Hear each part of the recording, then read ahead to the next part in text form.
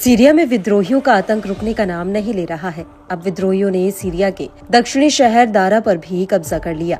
इसी शहर से राष्ट्रपति बशर अल असद के खिलाफ 2011 में विद्रोह शुरू हुआ था। इसी के साथ ही यहाँ ये जानना भी खास है कि दारा सीरिया का चौथा बड़ा शहर है, जिसे बशर अल असद सरकार के समर्थन वाली सेना ने विद्रोहियों के हाथों बीते एक हफ्ते के दौरान खो दिया है। बता दें कि इससे पहले विद्रोहियों ने अलेप्पो, हमा और होम्स पर कब्जा किया था। वहीं दूसरी ओर सोशल मीडिया पर एक वीडियो वायरल हो रही है, जिसमें मोटरसाइकिलों पर सवार विद्रोहियों को दारा की सड़कों पर स्थानीय निवासियों के साथ बातचीत करते और मिलते हुए देखा जा सकता है। लोग शहर के मुख्य चौराहे पर हवा में गोलियां चलाकर जश्न मनाते भी देखे गए, लेकिन इन सबके बीच विद्रोहियों को और शहरों पर कब्जा करने से कोई नहीं रोक पा रहा। इसके लिए सीरियाई सेना ने अब एक कदम आगे बढ़ाया है।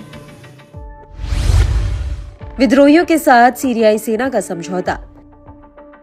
सीरियाई विद्रोहियों का कहना है कि सेना ने दारा से वापसी के लिए उनके साथ एक समझौता किया है। इस समझौते के तहत विद्रोही सेना के अधिकारियों को लगभग 100 किलोमीटर उत्तर में राजधानी दमिश्क तक सुरक्षित मार्ग प्रदान करेंगे। हालांकि दारा पर विद्रोहियों के कब्जे को लेकर सीरियाई सेना या बशर अल असद सरकार की कोई टिप्पणी सामने नहीं आई है।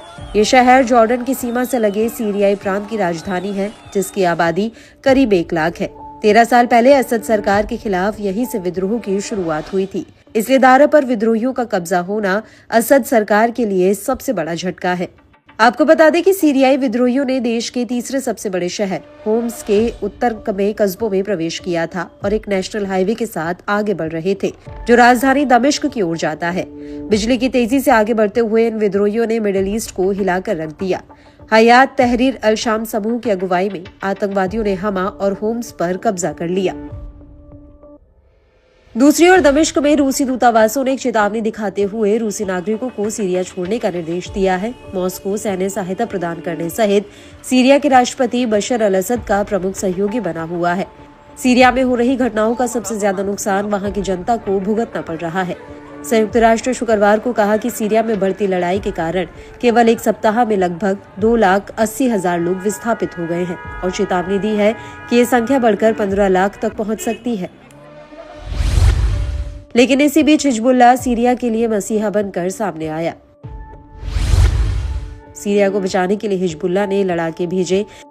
सीरियाई सेना के एक सूत्र ने कहा कि ईरान समर्थित हिजबुल्लाह लड़ाकों को होम्स में और उसके नजदीकी सरकारी सुरक्षा को मजबूत करने के लिए तैनात किया गया है। लेबनान के 2 वरिष्ठ सुरक्षा सूत्रों ने भी कहा कि हिजबुल्लाह ने विद्रोहियों को होम्स पर कब्जा करने से रोकने में असद सरकार की मदद करने के लिए अपने लड़ाकों को सीरिया भेजा है। वहीं सीरिया के सरकारी मीडिया के हवाले से खबर है कि सीरियाई और रूसी वायुसेना आर्टिलरी, मिसाइलों और बख्तरबंद वाहनों के साथ चलाए गए एक ऑपरेशन में 6 दिसंबर को होम्स के ग्रामीण इलाके में दर्जनों विद्रोही मारे गए हैं, जिससे सीरिया का हौसला धीरे धीरे मजबूत होने लगा है।